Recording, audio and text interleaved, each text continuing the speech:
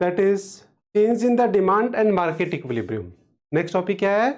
Change in the demand and market equilibrium. देखिए इसमें आएगा सबसे पहले supply remain constant, demand increase. हम इसमें कौन सा केस ले रहे हैं कि सप्लाई कांस्टेंट है, मतलब हम ये लेके चल रहे हैं। अब देखिए अब हमारी जो कंडीशन है, फर्स्ट कंडीशन हम लेके चल रहे हैं वो है इफ सप्लाई रिमेन कांस्टेंट और डिमांड क्या हो रहा है? चेंज हो रहा है। मतलब डिमांड में चेंज का मतलब या तो वो इंक्रीज हो रहा है या वो डिक्रीज हो रहा है। ये कंडीशन लेके चल रहे हैं। एक बार इसमें हम क्या करेंगे, a point if supply remain constant और क्या ले लें, डिमांड इंक्रीज ले लेते हैं। तो अब इसमें हम डायग्राम बना लेते हैं। बेसिक डायग्राम हमारा वही रहेगा, मार्केट इक्विलिब्रियम। पहले वो बनाना पड़ेगा आपको, quantity demand, quantity supply, price, this is the market equilibrium, P Q. ये देखिए, ये तो बेसिक डायग्राम हमें बनाना ही है। अब हमें कंडीशन के अकॉर्डिंग चलना है। क्या कह रहे हैं कि सप्लाई कांस्टेंट और डिमांड क्या हो रही है? इंक्रीज हो रही है। डिमांड इंक्रीज हो रही है, तो अब इंक्रीज ऑफ डिमांड का क्या मतलब है? ये मैंने आपको बोला था कि आपको पढ़ के आना है। देखो लास्ट क्लास में भी आपको दिक्कत आ रही थी कि एक्सटेंशन और कॉन्ट्रैक्शन क्या होता है, वही प्रॉब्लम आई थी आपको। और अब मैंने कहा था कि आप डिटर्मिनेंट्स ऑफ सप्लाई और डिटर्मिनेंट्स ऑफ डिमांड आपको पढ़ना था। आपने पढ़ा? कोई डाउट है क्या उनमें?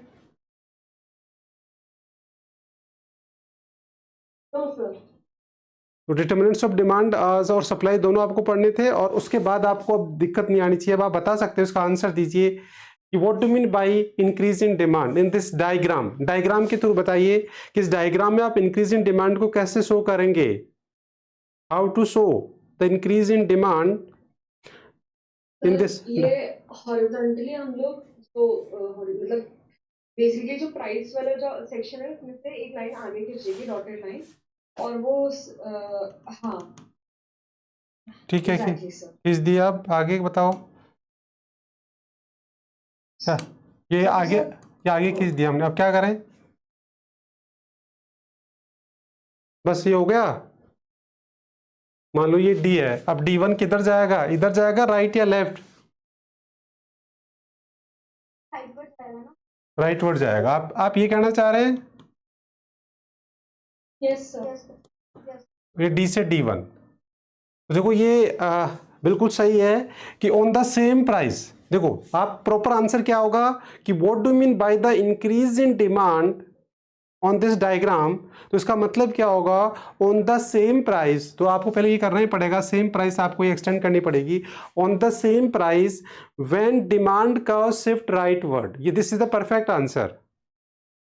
अगर आपसे कोई पूछता है कि if supply remain constant demand increases, तो what do mean by this, तो इसका मतलब होता है कि on the same price, price same ही रहेगी, और सेम प्राइस में अगर डिमांड कर्व क्या हो जाए, राइटवर्ड शिफ्ट, तो क्या होगा? आपको अगर याद हो तो हमने डिटर्मिनेंट्स में पढ़ाई है कि ये सेम प्राइस होती है, इस पे डिमांड होता है। अगर ये राइटवर्ड शिफ्ट होता है तो इंक्रीज, और लेफ्टवर्ड शिफ्ट होता है तो क्या होता है, डिक्रीज। पढ़ा है ये सब? Decrease sir. वही तो, वही टॉपिक है ये। तो इसका मतलब इंक्रीज इन डिमांड का मतलब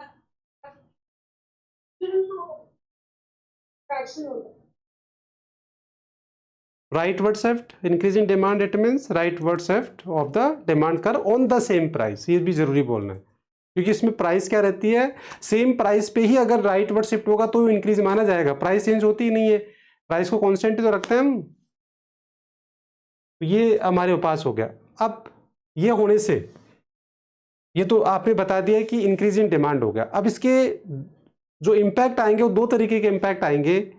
एक तो आएगा कि what will be the impact on the equilibrium price. इस पे दो क्वेश्चन बन सकते हैं इसी टॉपिक पे। तो फर्स्ट क्वेश्चन क्या बनता है कि if supply remain constant, demand क्या हो रहा है, इंक्रीज हो रहा है, then what will be impact on the equilibrium price and quantity. तो एक क्वेश्चन तो ये आएगा।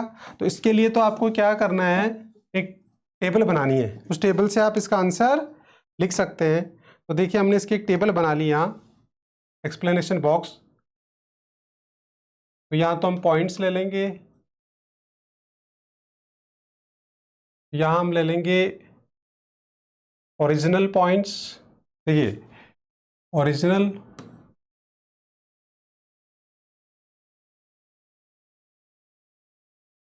और यहाँ इफ क्या हो रहा है, सप्लाई कांस्टेंट, और डिमांड क्या हो रहा है, इंक्रीज।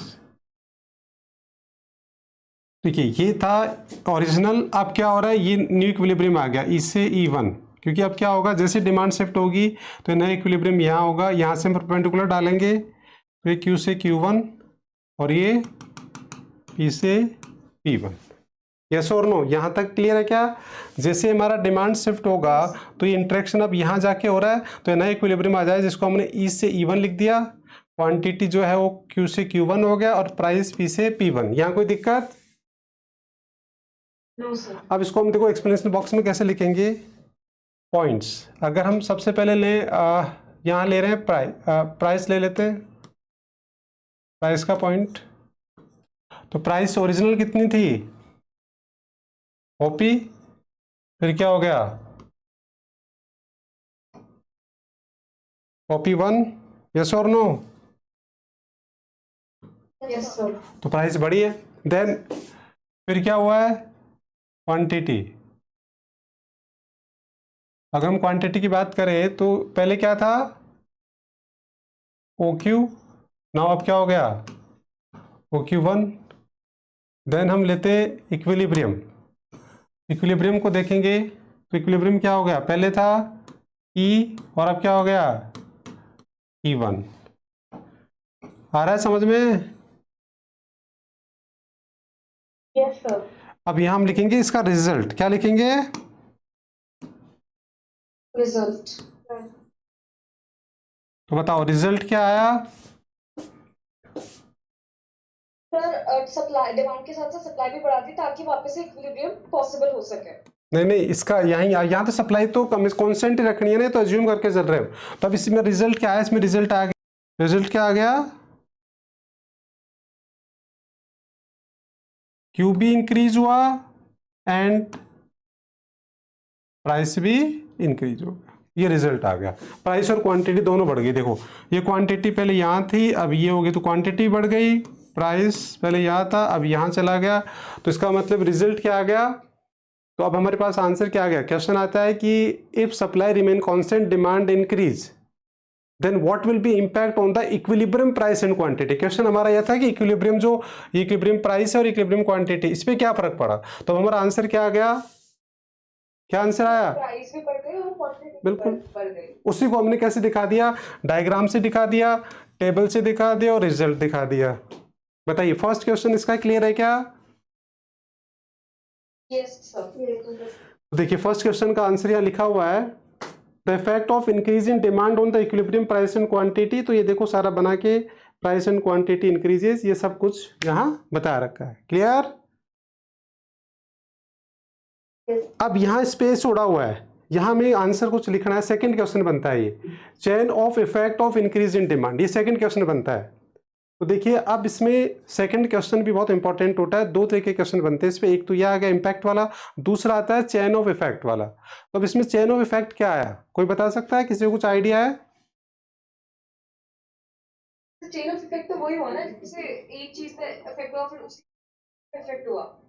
मतलब चेन ऑफ इफेक्ट का मतलब ये कि हमने देखो E से E1 पे कैसे शिफ्ट हुए, मतलब how to achieve the new equilibrium, ये होता है जो हमने उसमें पढ़ा था ना। वैसे कि इसमें चेन ऑफ इफेक्ट का मतलब कि हमारा E से E1 हम कैसे शिफ्ट हुए, मतलब how to achieve the new equilibrium from E to E1, वो आपको इस पूरी स्टेप्स बतानी है। ये कैसे पॉसिबल हुआ, व्हाट आर द स्टेप्स, इसका आंसर बताओ। तो देखिए इसमें क्या होगा, इसमें अब वही आंसर काम आएगा जो हमने पहले पढ़ा है, वही आंसर यहाँ काम आएगा। तो देखिए क्या आंसर काम आएगा कि ये कौन सा केस हुआ, सेम प्राइस पे जब डिमांड बढ़ा तो सप्लाई तो कांस्टेंट रहा, और सेम प्राइस पे डिमांड इंक्रीज हो गया, राइट वर्ड शिफ्ट हो गया। तो ये कौन सा केस हो गया बताओ, ये हो गया एक्सेस डिमांड, यस और नो? देखिए एक्सेस डिमांड हो गया ना, सप्लाई तो उतना ही रहा और डिमांड बढ़ गया ऑन द सेम प्राइस, तो ये केस हो गया एक्सेस डिमांड। और एक्सेस डिमांड क्या हो गया, ये ई है, सपोज इसको हमने एफ दे दिया, तो हम बोलेंगे कि ई एफ क्या हो गया, equals to excess demand. Excess demand हो गया। अब जब एक्सेस डिमांड होगा तो बाकी सारा आंसर सेम ही रहेगा बच्चे, जो आपने पहले किया है। बताओ अब क्या होगा, अब एक्सेस डिमांड होगा तो ये यहाँ इक्विलिब्रियम कैसे अचीव हुआ, ये ऑलरेडी वी हैव डिस्कस, तभी तो मैंने उसको आज दोबारा से रिवीजन करवाया। पहले भी मैंने पढ़ाया, आज दोबारा बताया, क्योंकि ये वही पूरा कॉन्सेप्ट काम आ रहा है। तो अब तो आंसर आप खुद ही दे देंगे, बताइए क्या होगा अब आंसर, क्या आंसर होगा।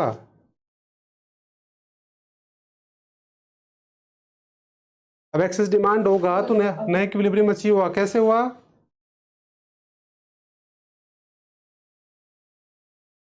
एक्सेस डिमांड वाली स्टेप पढ़ी है ना अभी आपने, एक्सेस डिमांड होती है अब क्या होगा, कंपटीशन अमंग द बायर्स, और बायर्स में कंपटीशन होगा तो प्राइस विल स्टार्ट इंक्रीजिंग। जैसे प्राइस बढ़ेगी वैसे सप्लाई का क्या होगा, एक्सटेंशन सप्लाई का, ई से E1, ये तो क्या हो गया, एक्सटेंशन ऑफ सप्लाई हो गया। और फिर ये क्या हो गया, एफ से E1, ये क्या हो गया, कॉन्ट्रैक्शन ऑफ डिमांड। पढ़ा ना अपन ये सब। और फाइनली क्या हो गया, इक्विलिब्रियम अचीव हो गया। ये जो स्टेप इसमें ए बी सी डी 1 2 3 4 ऐसे स्टेप या एरो लगा के आप लिखना स्टार्ट करिए। इसमें पॉइंट्स आएंगे। फर्स्ट पॉइंट आप इसमें लिखेंगे, डिमांड कर्व शिफ्ट्स फ्रॉम, क्या लिखोगे, डिमांड कर्व, देखिए demand curve shifts from D to D1,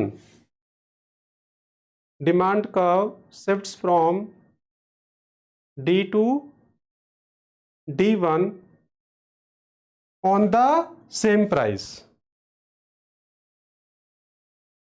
on the same price, लिख लिया। सेकेंड पॉइंट लिखिए, सेकेंड पॉइंट लिखिए, E F equals to excess demand, second point लिखिए, E F equals to excess demand. Third point लिखिए, due to excess demand there will be competition among the buyers. Third point, due to excess demand there will be competition among the buyers. Fourth point,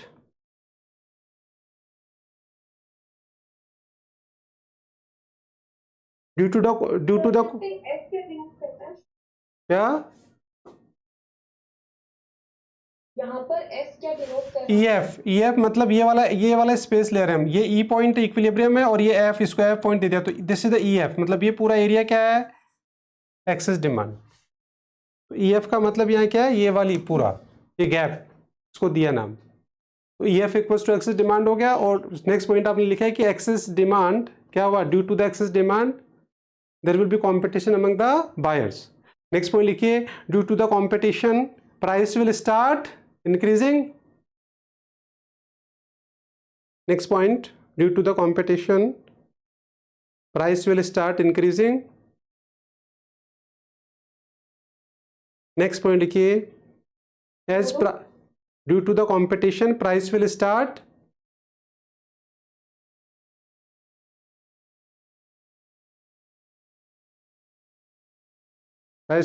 increase, ठीक है। Then next point लिखिए, as price increases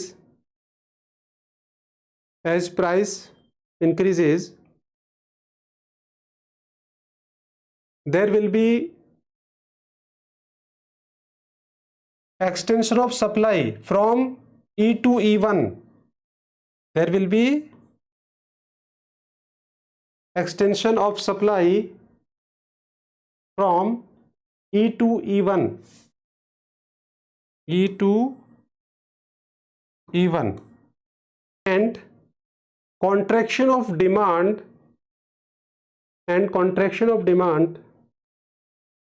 from F to E1, contraction of demand from F to E1, यह point है यहां से यहां तक, ठीक है।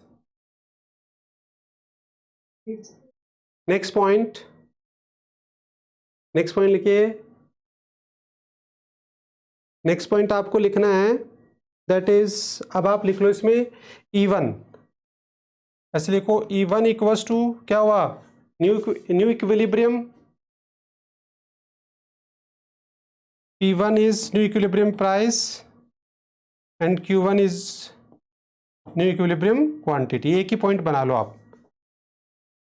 लास्ट में लिखा आपने E1 equals to new equilibrium, P1 is new equilibrium price और Q1 equals to new equilibrium quantity.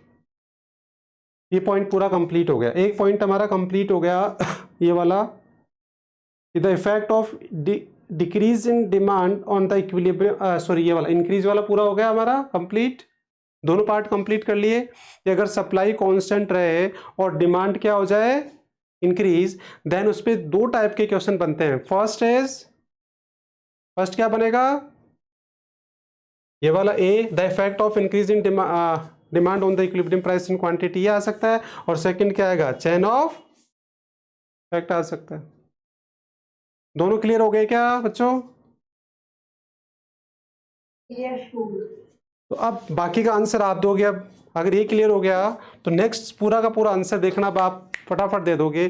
तो नेक्स्ट सिचुएशन क्या आ गई अब हमारे पास, सेकंड सिचुएशन हमारे पास क्या है, इफ सप्लाई रिमेन कांस्टेंट और अब क्या हो जाए, डिमांड डिक्रीज, वाइस वर्सा करेंगे अब, यस और नो? तो अब हम यहाँ क्या लिखेंगे, देखिए पहले वही हमारा बेसिक डायग्राम हम बना लेंगे, सेम वैसे ही x 0 और y, quantity demand and quantity supply, यहाँ लेंगे price, this is the basic diagram, market equilibrium P Q D और S और दिस इज द इक्विलिब्रियम। ये तो हमारा बेसिक डायग्राम हो गया। अब बोलो अब क्या करेंगे, कंडीशन क्या कह रहा है, सप्लाई कांस्टेंट और डिमांड डिक्रीज हो रहा है। So what do mean by decrease in demand, बताइए डिक्रीज इन डिमांड क्या होगा? तो क्या बोलेंगे, ऑन द सेम प्राइस। देखो इससे पहले वाला डायग्राम में नहीं पढ़ा क्या, ऑन द सेम प्राइस क्या हुआ था, on the same price when demand का शिफ्ट राइटवर्ड, तो वही तो होता है, जब सेम प्राइस पे क्या होगा, जब सेम प्राइस डिमांड कम हो जाती है, राइटवर्ड, डिमांड का राइटवर्ड शिफ्ट होता है तो उसको क्या बोलते हैं, इंक्रीज इन डिमांड, लेफ्टवर्ड। तो सेम प्राइस यही है और इस पे क्या करेंगे, पहले आगे बढ़ाना पड़ा था हमारे को, अब ये इधर आ जाएगा तो यहीं सेम प्राइस हमने ले लिया और इस पे ये D से D2 हो गया। और सपोज इसको हमने G पॉइंट दे दिया, कुछ भी दे सकते हो आप नाम। तो अब डिक्रीज इन डिमांड का मतलब क्या हो गया, on the same price when demand curve shift leftward, और इंक्रीज का मतलब क्या होता है, on the same price when demand curve shift rightward. ये क्लियर हो गया क्या? आप लोग बता नहीं पा रहे, बाकी ये बहुत ही बेसिक्स है क्योंकि हम डिटरमिनेंट्स ऑफ डिमांड में पढ़ते हैं, right word shift left word, पर आप लोग फिर भी इसको पिक नहीं कर पा रहे, समझाने के बाद भी आपका आंसर नहीं आ रहा। तो ये यहाँ तक आ गया ना। अब इस पे क्या होगा, नया इक्विलिब्रियम यहाँ आ जाएगा, ये हो जाएगा E से E2, क्वांटिटीज Q से Q2, प्राइस क्या हो जाएगा P से P2। तो अब इस पे भी there will be two type of questions. सबसे पहला impact on the equilibrium price and quantity, तो उसके लिए हम क्या बनाएंगे, टेबल बनाएंगे, वही फॉर्मेट रहेगा हमारा, ओरिजिनल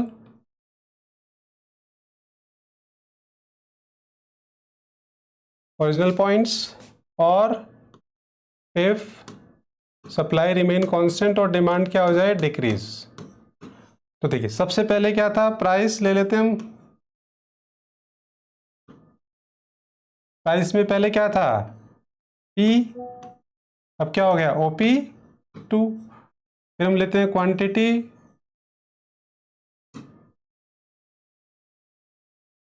क्वांटिटी क्या हो जाएगा, OQ से OQ1। फिर इक्विलिब्रियम ले लेते हैं हम, E से E2। अब बताइए रिजल्ट क्या आएगा,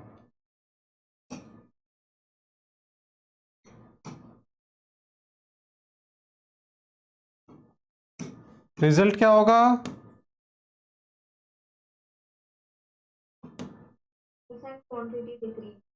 यस क्वांटिटी भी डिक्रीज हो रही है और प्राइस उल्टा हो गया, वाइस वर्सा, दोनों डिक्रीज हो रहे हैं। देखिए इधर ये क्वांटिटी डिक्रीज हो रही है, इधर प्राइस डिक्रीज हो रही है, उसमें वाइस वर्सा हो गया ना, उसका में बढ़ रहा था, इसमें कम हो रहे हैं।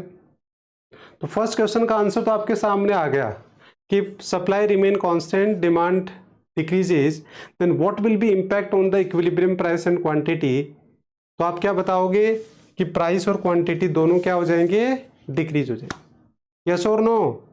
उसी को आपने डायग्राम से दिखा दिया, उसी को एक्सप्लेनेशन। अब आप इसमें क्या चाहिए, अगर आप चाहो तो देखो ऐसे बॉक्स भी बना सकते हो, पर ज़्यादा अच्छा रहेगा आप इसके 3 पॉइंट्स बना दो, जिससे हमने डिटरमिनेंट्स में आता है, एक पॉइंट ये बना दिया, एक ये बना दिया और एक ये बना दिया, इवन 4 बना सकते हो आप, एक रिजल्ट का बना दो। आप चाहो तो इसको पैराग्राफ फॉर्मेट में भी लिख सकते हो पॉइंट्स में, तो वो ज़्यादा सही रहता है। जैसे हमने डिटरमिनेंट्स ऑफ डिमांड सप्लाई में किया था, वहाँ एक्सप्लेनेशन बॉक्स भी बनाया था और उसका क्या किया था, हमने डिटेल भी लिखा था। तो ज़्यादा अच्छा है आप ऐसे पॉइंट बना के लिखना, इनकी लैंग्वेज पॉइंट में समझाने के लिए ये है जो ईजी होता है। बाकी आप इसको अपनी लैंग्वेज में इसका सेंटेंस तो बना ही सकते हैं, यस और नो, और सेंटेंस बना सकते हैं। अब आता है नेक्स्ट इसका क्वेश्चन, जिसका आंसर तो अब आप ही को देना है। इसका आ गया, ये तो आ गया, देखो प्राइस एंड क्वांटिटी दोनों क्या हो रही है, तो ये वाला टॉपिक था हमारा, दोनों डिक्रीज हो रही है, ये डायग्राम हो गया, क्लियर है। ये सप्लाई है और ये यहाँ से यहाँ मान लो, इसको हमने E2 दे दिया समझने के लिए, वैसे आप 1 भी रख सकते हैं, आपकी चॉइस है। आप समझने के लिए हमने 2 कर लिया बस, बाकी आप 1 भी रख सकते हैं, चॉइस आपकी है, और उस हिसाब से हमने बता दिया। हाँ मतलब इसमें चैनल फैक्ट का मतलब E से हम E2 पे कैसे आए ये बताना है। नहीं, डिमांड का shift from D to D2 on the same price, क्या बोलेंगे, फर्स्ट पॉइंट लिख लो सभी। फर्स्ट पॉइंट उसमें भी हमने ये लिखा था, इसमें भी आपको क्या लिखना है, कि व्हेन द डिमांड का shift from D to D2 on the same price, ये फर्स्ट पॉइंट हो गया। Then what will be the second one, क्या लिखा था सेकंड पॉइंट, इसमें क्या हो जाएगा कि अब जैसे सपोज हमने इसको क्या नाम दिया, जी, तो ये हो गया EG इक्वल्स टू क्या हो जाएगा, बताओ, एक्सेस सप्लाई हो जाएगा। अब ये देखिए ये वाला जो केस है, अब यहाँ डिमांड कम हुआ तो सप्लाई ज्यादा हो गया, तो ये पूरा का पूरा केस क्या हो गया, एक्सेस सप्लाई हो गया, EG।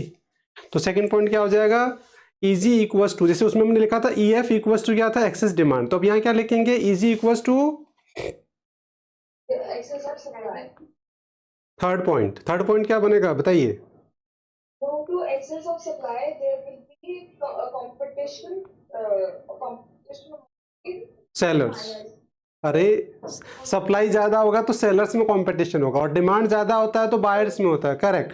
So due to the excess supply there will be competition among the sellers. Next point क्या होगा, तो क्या होगा, एज द कंपटीशन इंक्रीजिंग, तो क्या होगा अमंग द सेलर्स, तो प्राइस स्टार्ट डिक्रीजिंग, तो जैसे प्राइस से डिक्रीज होगा, जैसे प्राइस डिक्रीज होगा तो अब क्या होगा बताओ आगे,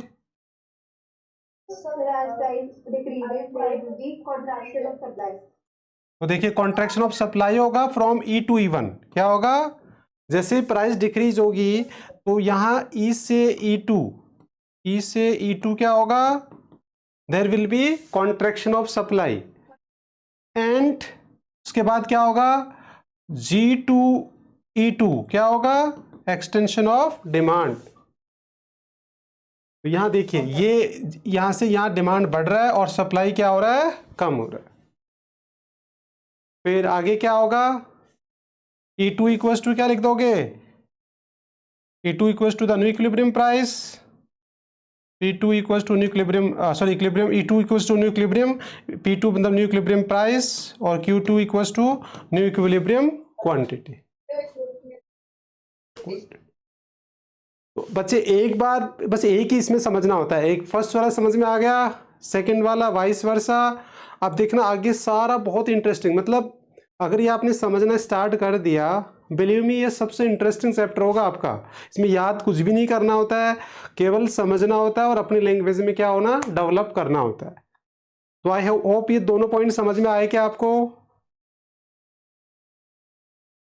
अब ये सारा प्रोसीजर ऐसा ही चलेगा, क्योंकि देखो कहीं ना कहीं आगे क्या होगा, या तो एक्सेस डिमांड मिलेगा आपको या फिर एक्सेस सप्लाई मिलेगा, और जहां या फिर जहां एक्सेस डिमांड होगा तो वहां क्या स्टेप्स होगी वो हम पहले ही डिस्कस कर चुके हैं डिसइक्विलिब्रियम कंडीशन में ही, और एक्सेस सप्लाई होगी तो क्या होगी वो भी हम पहले डिस्कस कर चुके हैं, वही हमने यहाँ किया और आगे भी हम यही सारा अब करेंगे। बस डायग्राम हम बनाते चलेंगे, सिचुएशन आइडेंटिफाई करते चलेंगे और उसके अकॉर्डिंग आंसर लिखते चलेंगे, ठीक है। अब यहां तक आपको ये क्लियर है कि ये दोनों केस क्लियर हो गए बिल्कुल। इन दोनों केस में क्या हो रहा था, इसमें दो दो क्वेश्चन बन रहे थे, एक इफेक्ट वाला और एक चैन इफेक्ट वाला। इनके अंदर केवल इफेक्ट वाला ही बनेगा ए और बी में। तो जैसे सपोज आज अगर हम लें तो सबसे पहले जैसे सपोज हमने लिया कि इफ सप्लाई इक्वल्स टू, मान लो मैंने ले लिया, पहले क्या दे रखा है इसमें, पहले दे रखा है इंक्रीज सप्लाई क्या है, परफेक्टली इलास्टिक। परफेक्ट इलास्टिक मतलब इनफाइनाइट, और डिमांड पहले ले लिया हमने इंक्रीज। भाई सप्लाई क्या है, इनफाइनाइट है, और अब डिमांड में चेंज हो तो ये चेंज क्या हो सकता है, फर्स्ट चेंज क्या हो सकता है कि सप्लाई क्या है, इन्फिनिटी है, और डिमांड क्या हो जाए, इंक्रीज। डायग्राम कैसे बनेगा, तो बेसिक डायग्राम है वो बनाएंगे हम, बेसिक वाला बनाओ। सप्लाई इन्फिनिटी का मतलब क्या है बताओ, डायग्राम में क्या मतलब है इसका,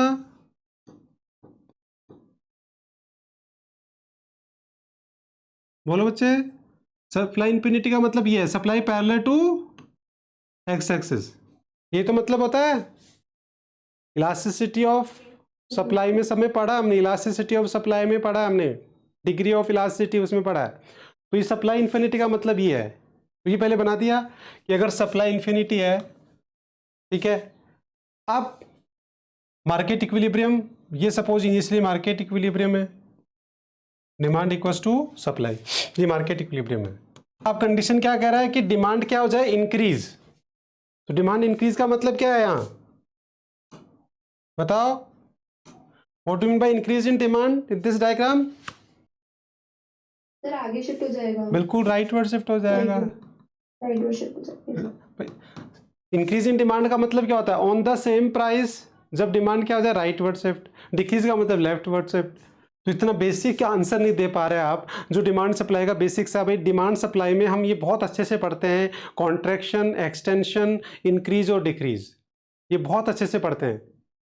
सारे डिटर्मिनेंट्स में यही है, प्राइस क्या करती है, कॉन्ट्रैक्शन और एक्सटेंशन, और प्राइस को छोड़ के बाकी सारे फैक्टर क्या करते हैं, शिफ्टिंग, या तो राइट वर्ड या लेफ्ट वर्ड, चाहे वो डिमांड में हो चाहे वो सप्लाई में हो। ये बेसिक बात समझ लो पहले, सबसे पहले। तो ये देखिए ये जो शिफ्ट हो गया, अब ये शिफ्ट हो गया तो यहाँ नया इक्विलिब्रियम आ गया, ई से E1, और प्राइस क्या, क्वांटिटी क्या हो गया, Q से Q1। अब यहाँ प्राइस तो सेम ही है और क्वांटिटी बढ़ा है, तो इसलिए इसमें चैन इफेक्ट नहीं होगा। चैन इफेक्ट कब होता है, जब दोनों में चेंज आता है, तो चैन इफेक्ट तो इसमें होगा नहीं। तो अब इसमें डायरेक्ट आपको इफेक्ट बताना, तो बस टेबल बनानी है। तो टेबल में यहाँ क्या आ जाएगा, ओरिजिनल पॉइंट, ओरिजिनल, और इफ सप्लाई क्या है, सॉरी सप्लाई क्या है, इन्फिनिटी, और डिमांड क्या हो गया, इंक्रीज। तो बताओ इनिशियली प्राइस क्या है, इनिशियल प्राइस क्या है, यही तो है पी, और न्यू प्राइस भी क्या है पी, क्वांटिटी क्या है क्यू, देन क्या हो गया Q1, क्वांटिटी बढ़ गई, इक्विलिब्रियम क्या हुआ ई और E1, ये यहां से यहां शिफ्ट हो गया। तो अब रिजल्ट क्या आया, बोलो बच्चे रिजल्ट क्या आया,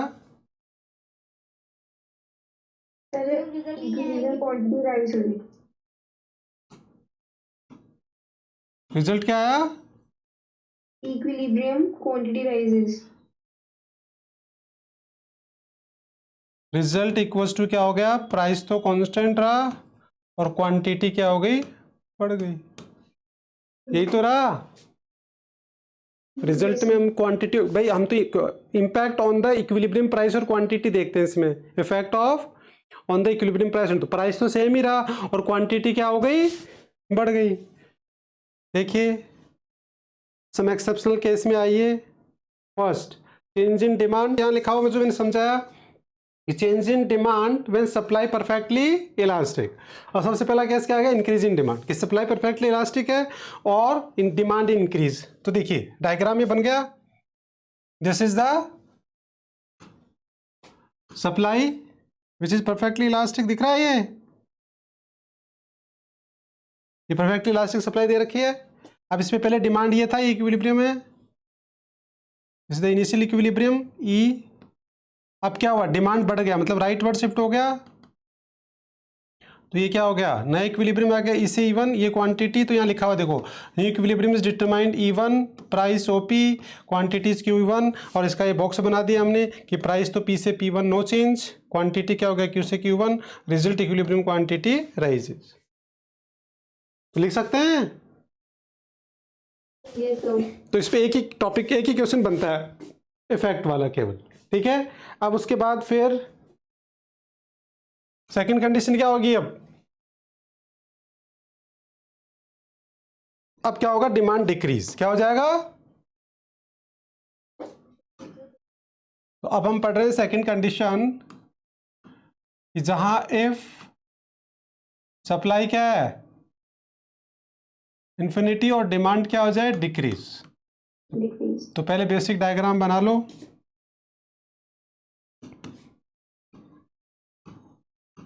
ये आ जाएगा quantity demand and quantity supply, यहाँ आ जाएगा प्राइस, सप्लाई परफेक्ट इलास्टिक ये हो गया, और ये इनिशियल इक्विलिब्रियम आ गया, ये डिमांड है। यहाँ तक कोई दिक्कत बताइए, ये तो हो गया। अब हम कंडीशन की बात करते हैं कि कंडीशन ये कह रहा है कि अब डिमांड क्या हो रहा है डिक्रीज, तो डिक्रीज का मतलब लेफ्ट वर्ड शिफ्ट का वाइस वर्सा करना है, इसको D2 बोल सकते हो आप समझने के लिए, इसको E2 बोल सकते हो, और ये क्या हो सकता है, तो अब क्या बना देंगे इसका टेबल, तो टेबल में ये आ जाएगा ओरिजिनल पॉइंट, और यहाँ आ जाएगा कंडीशन कि इफ सप्लाई क्या है इनफाइनाइट और डिमांड क्या हो रहा है डिक्रीज। तो देखिए इसमें प्राइस क्या हो रहा है P और P, मतलब नो चेंज, क्वांटिटी में क्या हो रहा है Q और Q2, इक्विलिब्रियम E और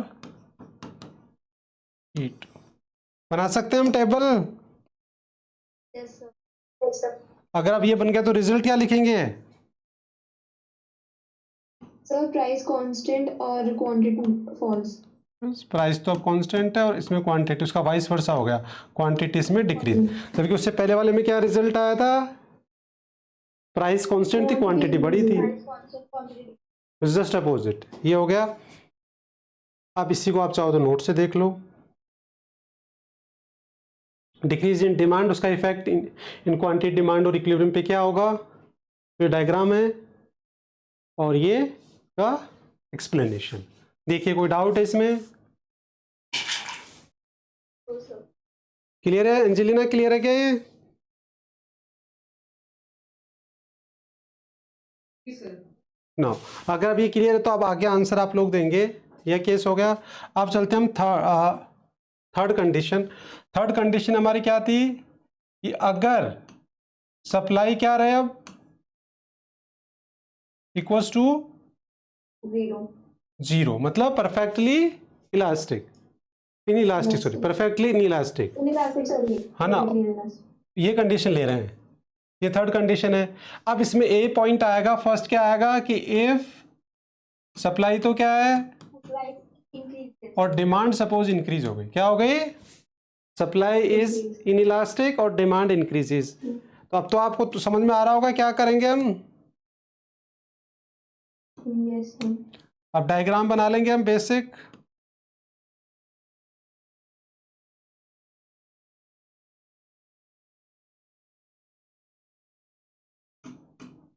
तो supply in equals to zero का मतलब क्या है? ये है, यस सर। और यहाँ ये हमने इनिशियली डिमांड, ये डिमांड ले लिया और ये इक्विलिब्रियम आ गया, ये प्राइस आ गई, ये क्वांटिटी। यहाँ तक कोई डाउट?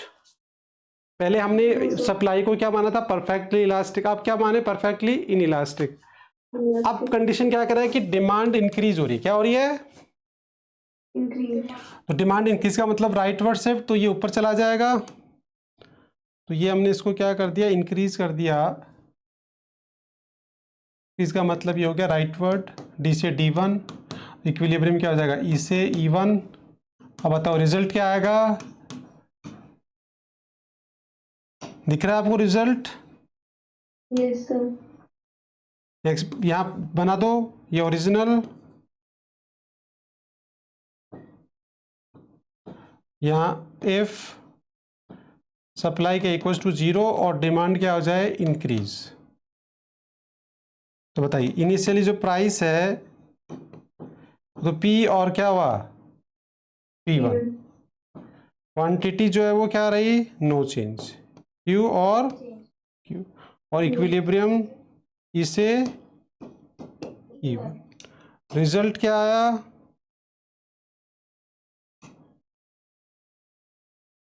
रिजल्ट क्या है बताओ? Quantity constant. यस। तो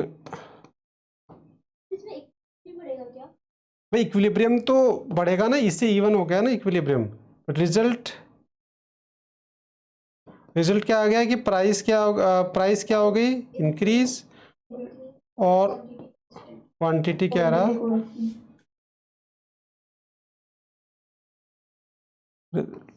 ये आ गया रिजल्ट। ठीक है, अब इसका वाइस वर्सा कर लेते हैं यहाँ। तो देखिए अगर अब हम बी पॉइंट लें इसमें, तो बी पॉइंट क्या होगा इसका? If supply equals to zero और डिमांड क्या हो जाए? डिक्रीज ना। तो अब क्या होगा? डायग्राम बना लेते हैं यहाँ बेसिक।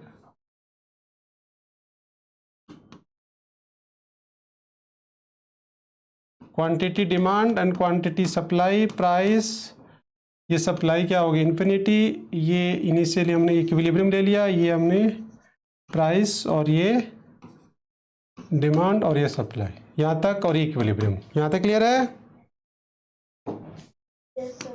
अब हम करें डिमांड को कम कर, तो डिमांड का कम करने का मतलब लेफ्टवर्ड शिफ्ट, डी से D1। D2 लिख दो, इधर 1 लिखा है तो इधर D2 लिख दो। E2 नया इक्विलिब्रियम आ गया, Q2 ये आ गया। अब आप बता सकते हो कि रिजल्ट क्या आ रहा है? सॉरी सॉरी सॉरी सॉरी, ये गलत हो गया, एक मिनट, यहाँ गलत कर दिया हमने बस केवल।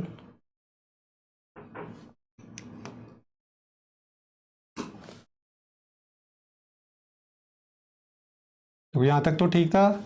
अब क्या हुआ? हमने बोला कि डिमांड क्या हो गई?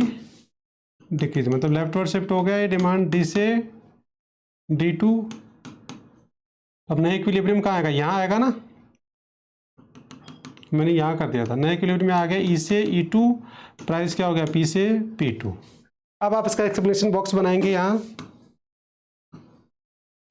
तो ओरिजिनल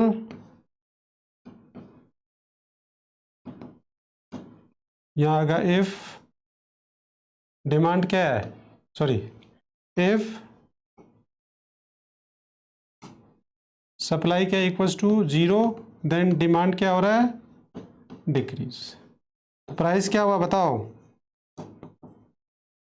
पी से P और P2 P2, quantity same, equilibrium ई से E2 रिजल्ट क्या आया, क्वांटिटी कांस्टेंट और सब प्राइस फॉल्स। तो क्वांटिटी तो क्या है कांस्टेंट और प्राइस क्या हो गई, इसका उल्टा हो गया बिल्कुल, यस और नो। अब समझ में आ रहा है दोनों कंपैरेटिवली। तो इस 4 कंडीशंस हो गई इसके अंदर। तो इस तरीके से इसके अंदर चेन इफेक्ट हम नहीं लिखेंगे, बस केवल इंपैक्ट लिखेंगे, एक ही पार्ट लिखेंगे। उन दोनों के अंदर 2 क्वेश्चन बनते हैं, इनमें एक ही क्वेश्चन बनता है। तो अब देखो नोट से देख लो इसको। अब आ गया डिक्रीज इन डिमांड, हमने देख लिया था। अब आ गया change in demand when supply is perfectly inelastic, फिर इन इंक्रीज इन डिमांड आ गया। ये पूरा बना हुआ है, इसका सारा ये लिखा हुआ है। आप एग्जाम में क्या करेंगे, ये एक्सप्लेनेशन बॉक्स ना बना के इसके पॉइंट बना देना, 1 पॉइंट इसका बना देना, 2 1 2 3 4। इसको आप लैंग्वेज में लिख सकते हो आराम से। कैसे लिखोगे कि इनिशियली क्या होगा, प्राइस क्या है, पी से इक्विलिब्रियम, आप बोलोगे initially the equilibrium price is P, then क्या हो गया, change from P to P1। और क्वांटिटी में आप बता दोगे इनिशियल जो इक्विलिब्रियम क्वांटिटी वो क्यू है, then there is no change in quantity if the क्या होगा, डिमांड क्या होता है, इंक्रीज होता है। देन उसके बाद में इक्विलिब्रियम पे बता दोगे, एंड देन लास्ट में रिजल्ट का पॉइंट। तो इसको आप एक लैंग्वेज में लिख देना। क्लियर है क्या ये पॉइंट? Yes sir. देन उसके बाद ये आ गया, नेक्स्ट डिक्रीज वाला आ गया।